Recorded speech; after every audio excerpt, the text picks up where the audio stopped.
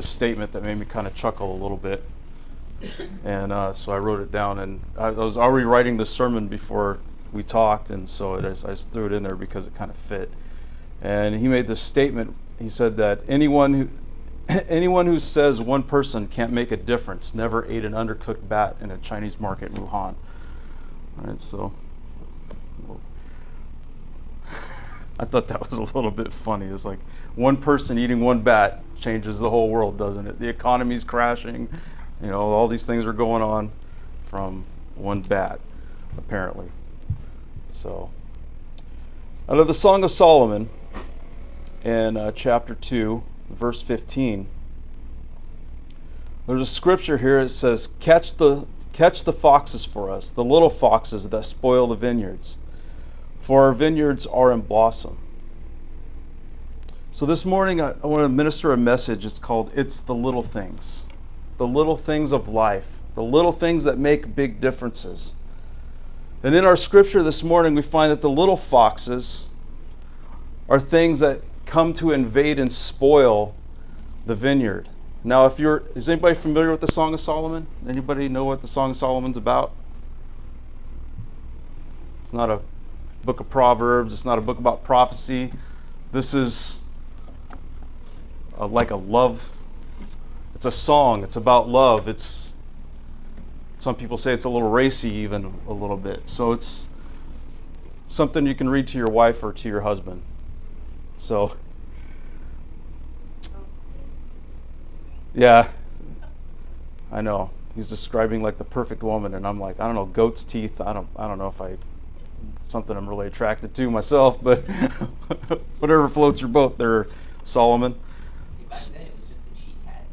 She had teeth.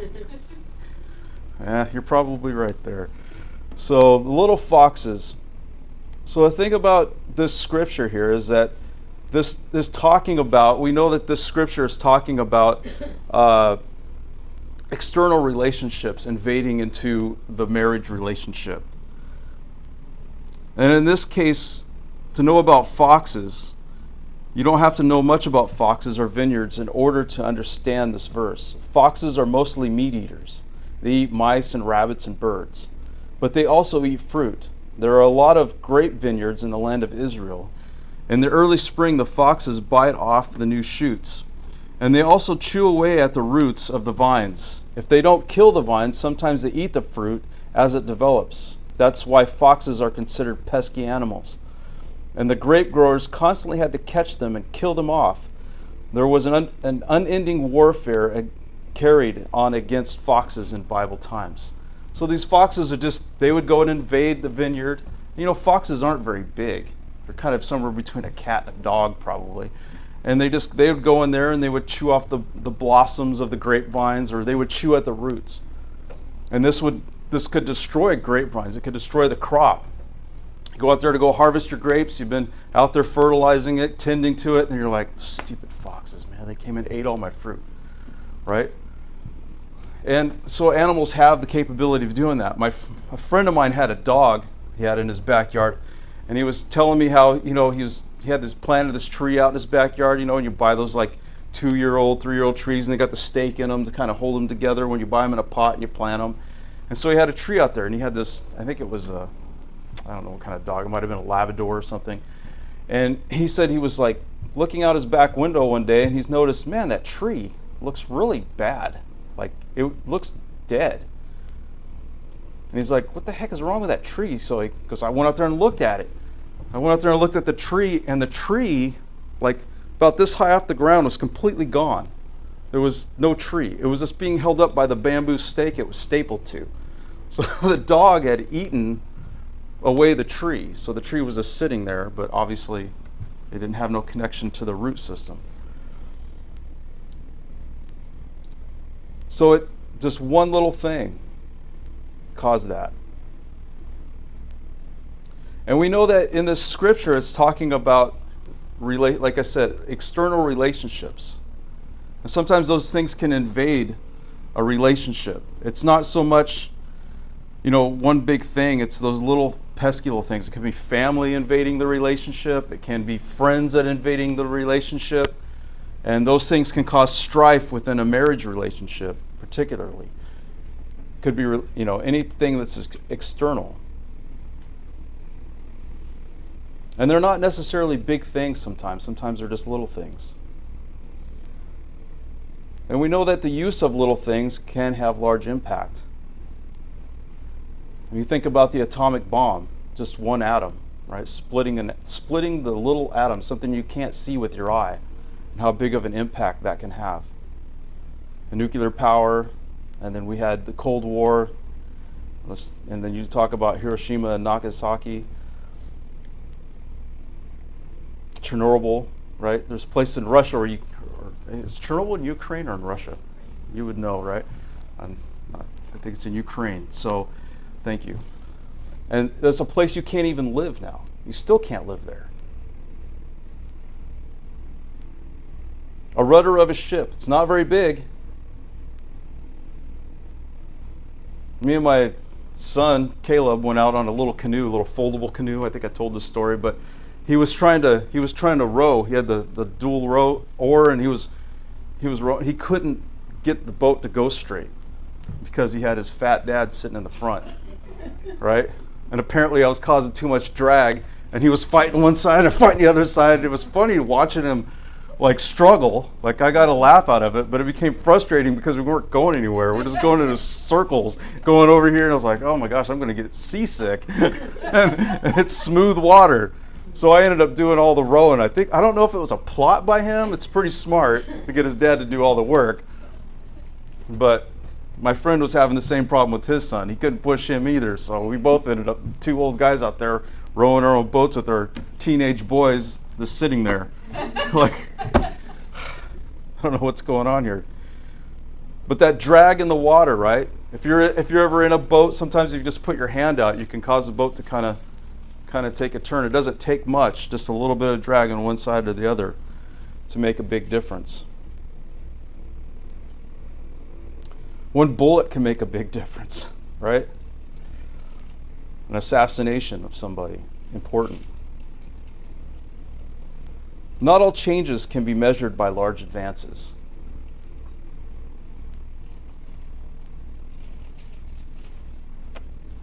There's changes for the bad. These little foxes spoil the vine. It wasn't a herd of oxen, right? It doesn't say a herd of oxen spoil the vine. That you could see coming. Right? It's like, oh man, there's a herd. They're rumbling over there, herd of oxen. They're mowing down the vineyard. It's like, it wasn't a big thing. These are little pesky animals. Sometimes that can be like nagging, right? Nagging slight offenses that are piled up. Now I hope I'm not meddling this morning, and I hope my wife still loves me after I preach this. But in Proverbs, she says, bring it. That's my wife right there. Only my wife could endure me. I gotta say that. Proverbs 27:15-16 says, a continual dripping on a rainy day and a quarrelsome wife are alike. Right? Being quarrelsome, being that type of person. It's like dripping on a rainy day. Something, you ever try to sleep and there's this constant noise? Isn't that just irritating? A vibration of something? Maybe you just sleep through a hurricane and you're good and it doesn't matter.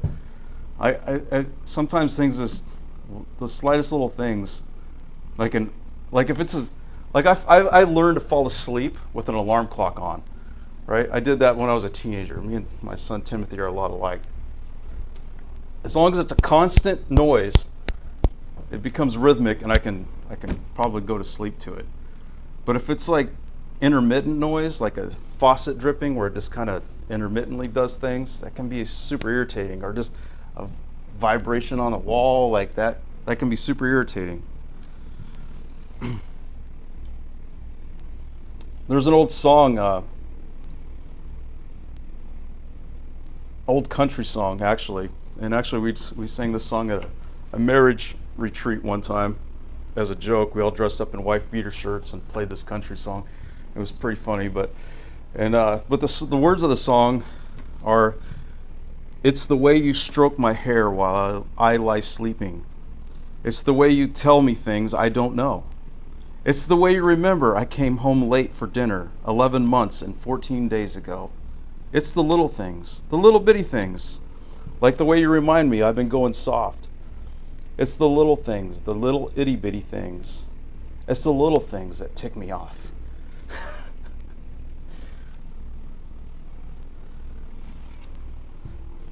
So we talk, and so you have like, sometimes it can be the little things. It can be the dripping things, the little comments that are made in relationships, the little things that are said, the little things that are done, the poking, right?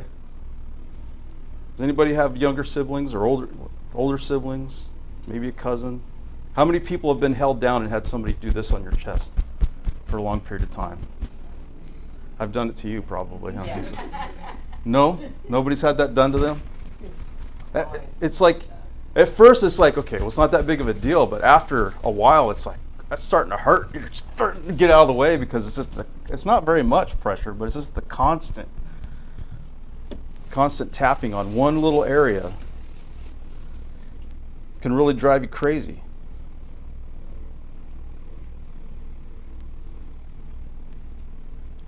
And you also have like,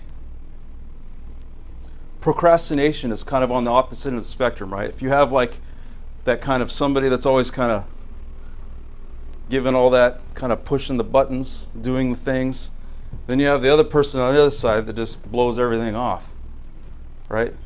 Everything off.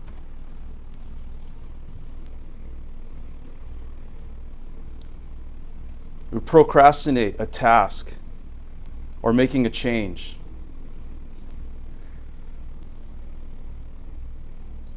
You ever heard the expression, you can't push a rope up a hill?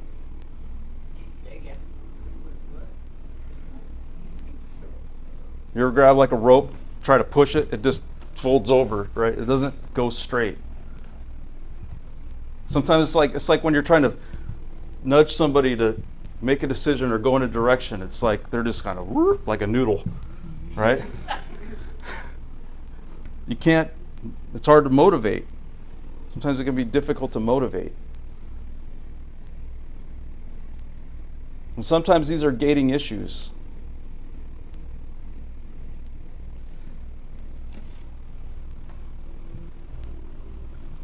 You're on a job and you're on a let's just make believe here for a second. We're on an assembly line.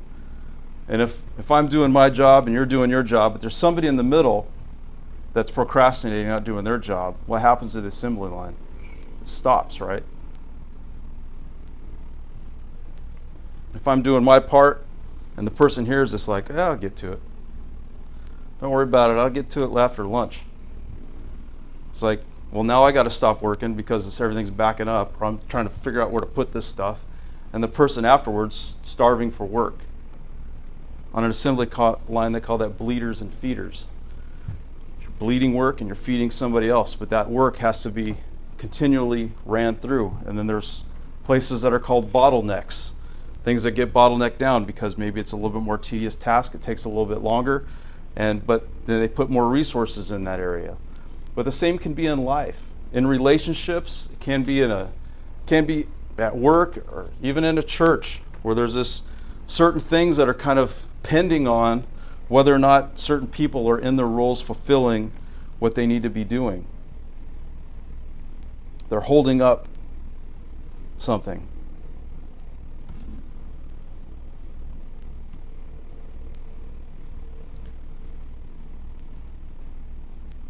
There's an old comedian that says, my dog had a nervous breakdown. I named him Stay. Come here, Stay. Come here, Stay.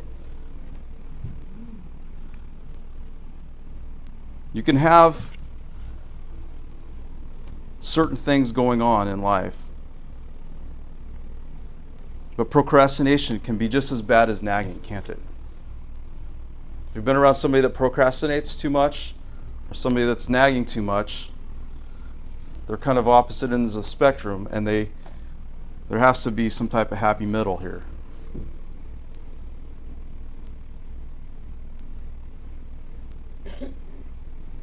There are changes for good, though. So we talked about changes for bad. things that can be negative. But what about good?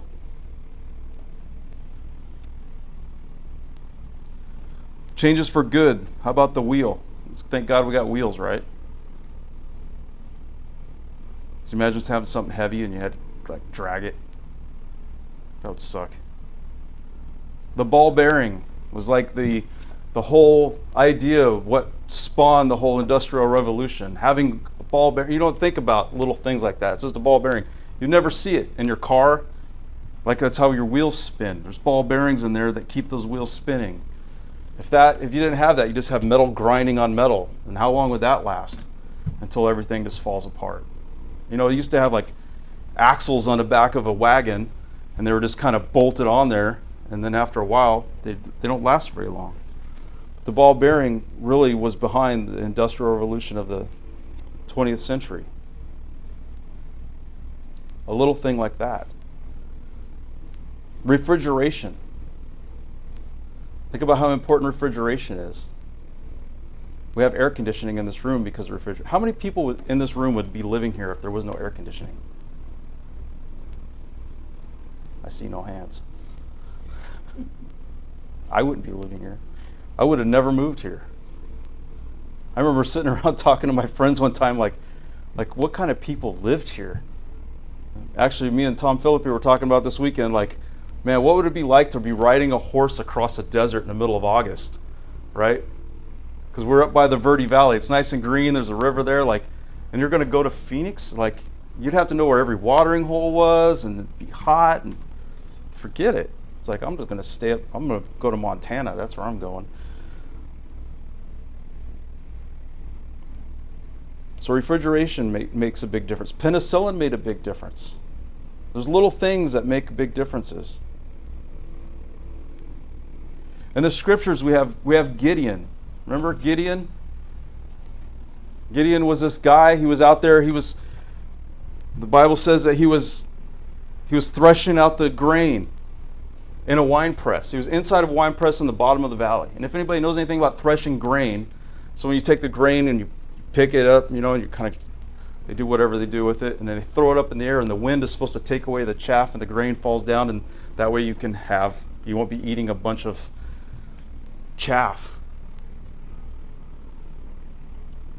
But Israel's kind of been encompassed at this time, and he's down in the bottom of a valley in a well hiding because there's other people out there that would come steal his grain, so he's scared. And he's down in this valley hiding in this wine press trying to thresh out enough grain so he can have something to eat.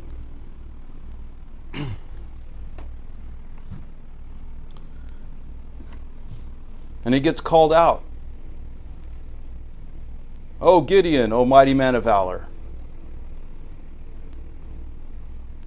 And he starts complaining. He says, well, if God is for us, then why doesn't God do something about this situation?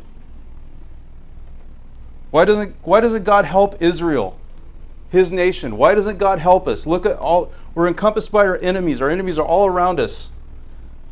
Everybody's scared. We're being invaded. Our food has been taken away. Why doesn't God do something? Have you ever done that? Ever asked God that question? God, why don't you do something about this? We hear people say that quite often. It's like, well, if you're God, why don't you do something about this? And God goes, I'm going to. You. I'm calling you. This is what I want you to do. And what is Gideon's response? Well, wait a minute. Wait a minute here. I'm from the smallest tribe of Israel. And my clan is the smallest clan within that tribe. And I am just a guy. I'm just a small guy. I'm not a king. I'm not a warrior. I'm not Samson. I'm just this little dude out here just trying to get something to eat. And God says, but I want you.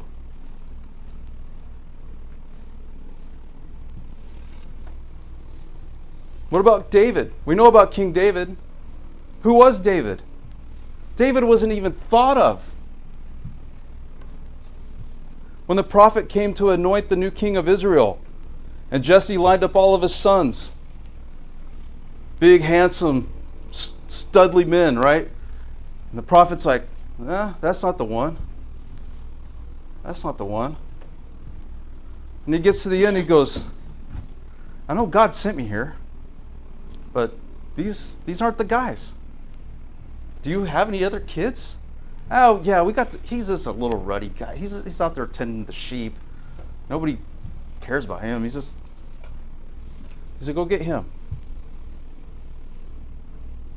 And then David comes walking in, and he's anointed king of Israel. Israel itself is a small nation. It's a very small nation. I think some of our smaller states are bigger than Israel. What about you? Can you see the impact that you have on those around you? One single individual. Little decisions for good can make big changes.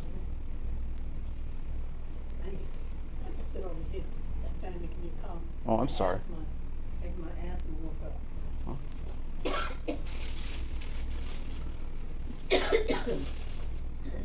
Small little changes.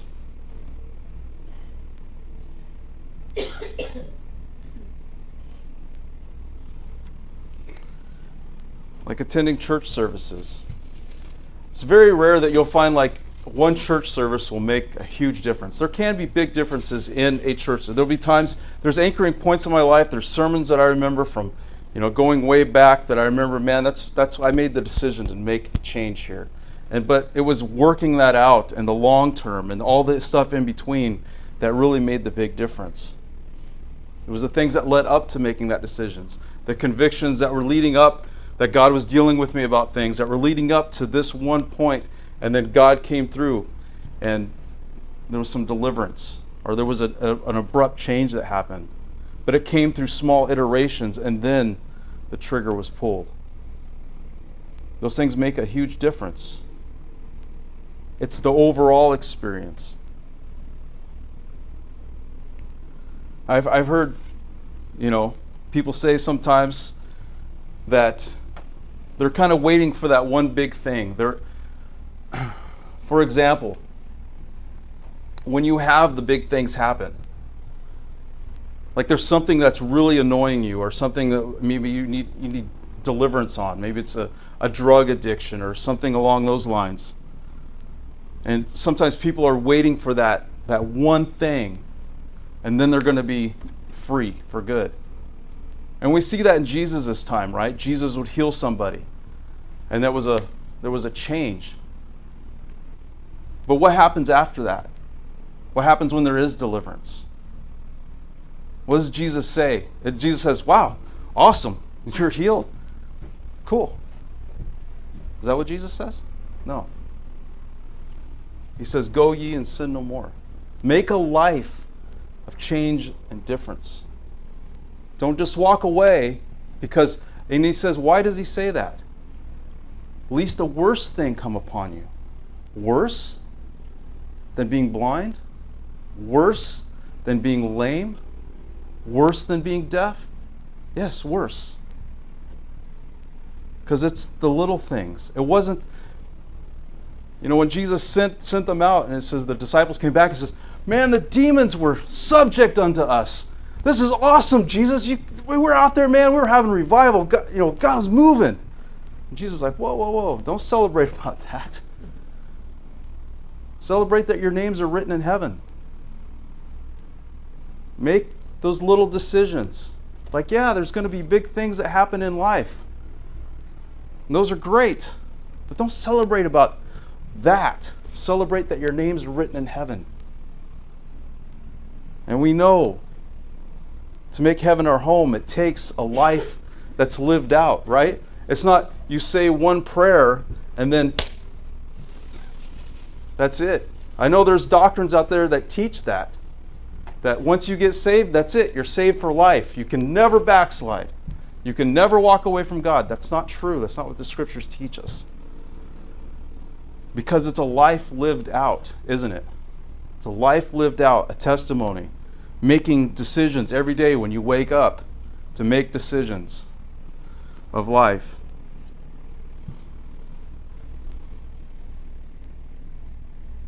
And I find that a lot when I go out and I talk to people about if they're saved. I say, oh yeah, you know Jesus Christ your Savior? Oh yeah, I got saved when I was 14 at a Bible camp.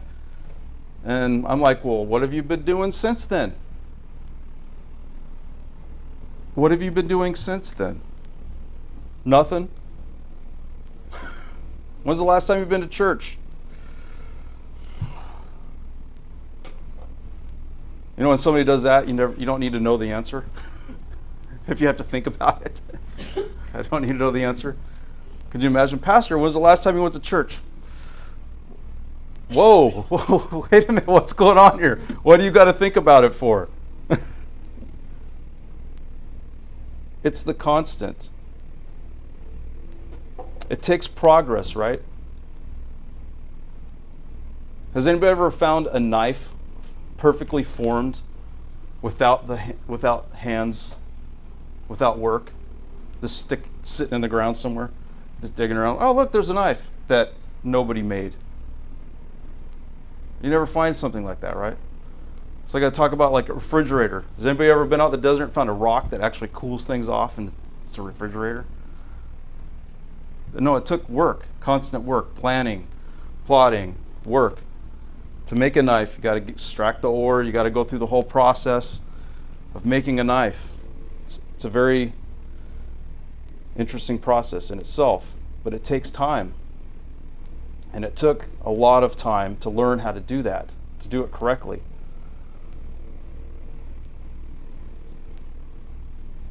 You ever develop a skill like that? Something that takes, you ever learn a new language just like that? It would be nice, right? Just read something and understand it right away.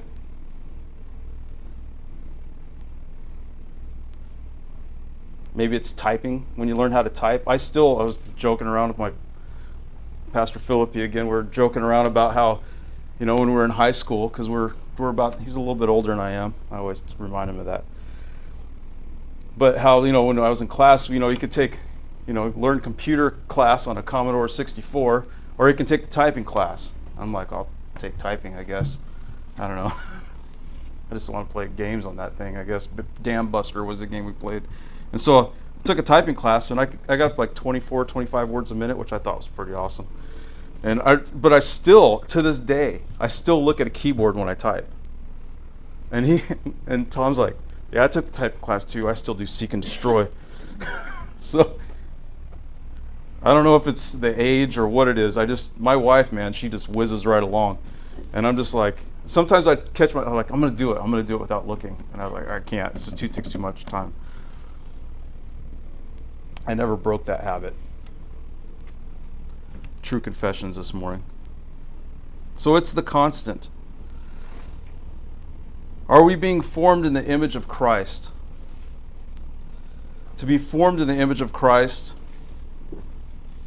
what it is, it takes more than just an encounter. It takes a constant to put everything in order.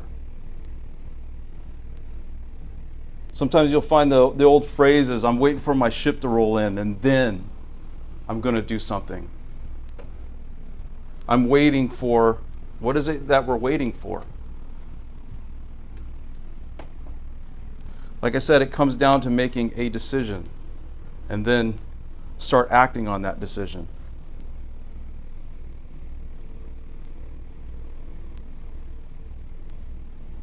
Sometimes that decision is just getting out of bed on time in the morning, right? If to keep a job, you got to get out of bed on time. To start a job, you have to fill out an application.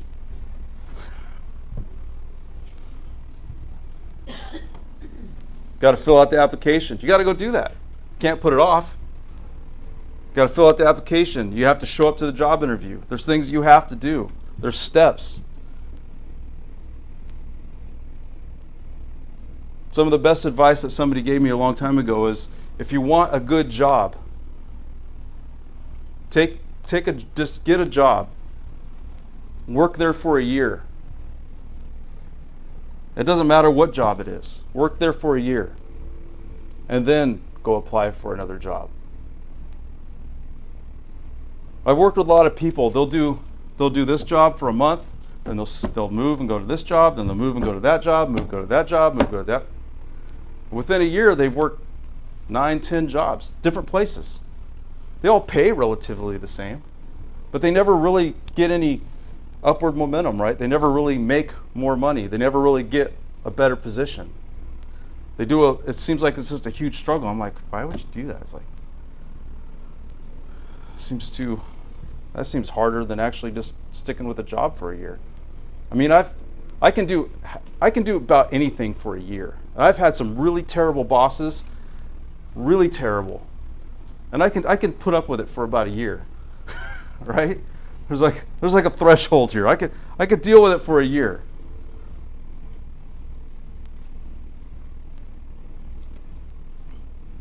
So I have to doing that job for a year. Then if I wanted to hire you, let's say I was going to pay you more money than that, maybe even double your salary, give you benefits or whatever, would you give that to somebody off the streets, or do you want somebody that's proved themselves out? Like if you're going to invest in training, you're going to invest in somebody, you want to see that they've proved themselves out. I don't care what job you've had. You've been working at Mickey D's for a year. That shows me that you can at least do something for a year. They used to say that when I graduated from DeVry. I got an associate's degree at DeVry. I realized that degree had nothing to do with anything I was ever going to do in life. I never barely, maybe a couple times here or there, used my degree and the stuff I learned, but I had to go back and relearn it anyways because I'd forgotten it all by then, by the time I actually was going to use it in the work I do. But it wasn't so much the fact that I had that degree and I had the knowledge. It was that I went to school and I finished something and I had a certificate to prove that I finished it. That's what Intel was looking for when I got hired there. They were just looking for that certificate. They didn't care if I knew anything. They just wanted to know if I completed the course. If they can invest money in training me, because if I stuck that out for a year, then maybe they can invest money in me and train me. When I started a job working in this lab, I had no idea what I was doing. It was outside my field of expertise completely. I was completely a fish out of water. And my boss told me, he goes, well, I know I have to invest in you for a year before I can actually make you useful to me, useful to my group. And I stayed in that group for 12 years.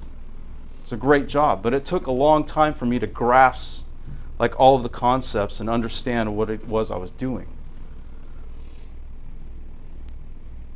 I don't think it took me that long. I consider myself a fast learner.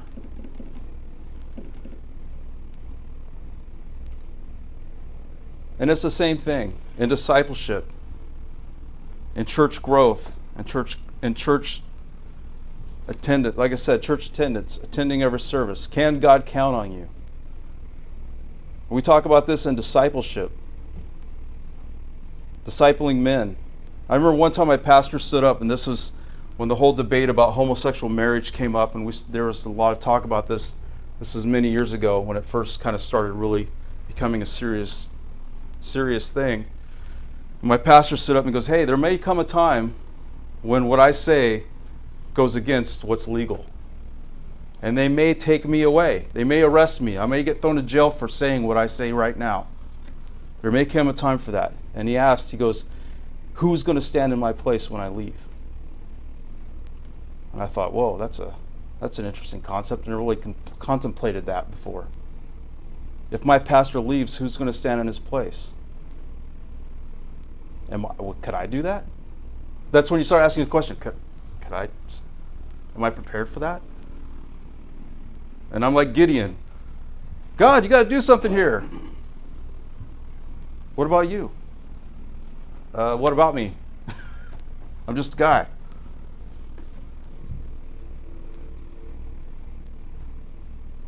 What is it that we're preparing for? Are we preparing? You know, the whole COVID thing and with everything in lockdown and everybody kind of staying home, there was a lot of people that staying home. What were people doing in mass? They said, if you didn't come out of this whole thing, especially if you were unemployed and all these things, you didn't come out without a new skill, then you weren't quarantining correctly. Or learn something significant, gain some knowledge, like use it to an advantage. And I remember preaching a sermon on this when this whole thing started. Use this time to your advantage. Spend some time with your family. Learn something new. Do something with your time, because we don't get times like this, right? Use it to your advantage. But what a lot of people did is they went down to Bashas', over to Fry's. They bought as much alcohol, then went to the weed store, bought as much weed as possible, and they binged for 2 months. They wasted their time and then probably created an addiction. Maybe even their family broke up because of it. It's the little things. It's the little things.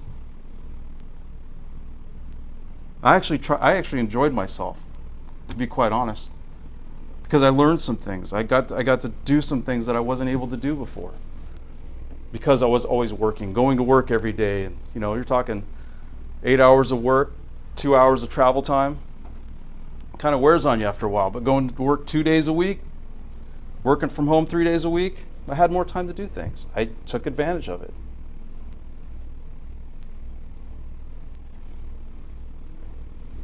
It's the little things. Let's go ahead and bow our heads and close our eyes this morning.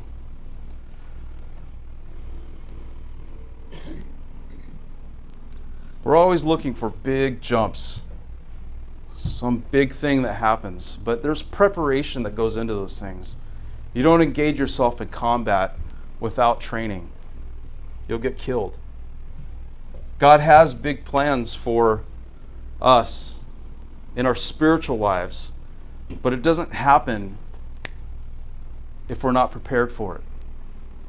One thing I've learned throughout all of my years of being a disciple myself is that was the little things, the little decisions, dedicating myself to it, little things, church attendance, to prayer meetings, to follow up, to just reading and studying, working with people. They were all little decisions. But if I would have never made those decisions, I would have never been prepared. And I'm still making little decisions because I want to be prepared for whatever God has for me next.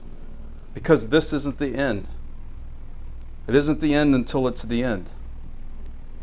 I don't know what God has planned for me, but whatever I feel God dealing with me about, I try to deal with all diligence, because I know that sometimes there's things I can't see that I have to prepare myself for. Those are all just small decisions, small adjustments that can unveil my destiny and what God has planned for me. Like I said before, my goal is to get to the end, and I hope your goal is the same, to get to the end. When we're presented to Christ, did I do all that I was supposed to do? Or is God going to say, I had so much more for you, but you missed. You missed. I don't want to miss. I don't want you to miss. And if you're here this morning, it's the little things. If you're here this morning and you don't know Christ, maybe this sermon didn't make any sense to you, and that's okay. I didn't understand the first 6 months of church when I first started going, because I was outside of my wheelhouse of understanding. The only thing I understood was smoking pot and playing guitar. That was about the only thing, and working on cars. That was the only thing I understood in life. So it took me a little bit. But I want to encourage you this morning. It starts with one little decision, and that's realizing two very true things in life. And it doesn't get any deeper than this. That you're a sinner, that you know you've made mistakes. You know you haven't done right in life. And that's something we're all guilty of. But that you also realize that Christ paid the price for your salvation. That's the first step.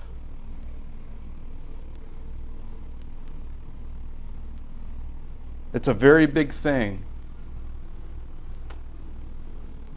that we decide upon by making one small decision.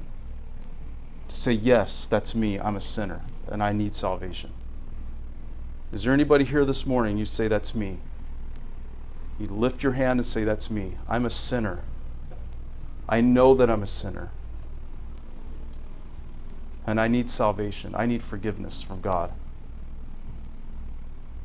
Anybody at all? Or you're backslidden.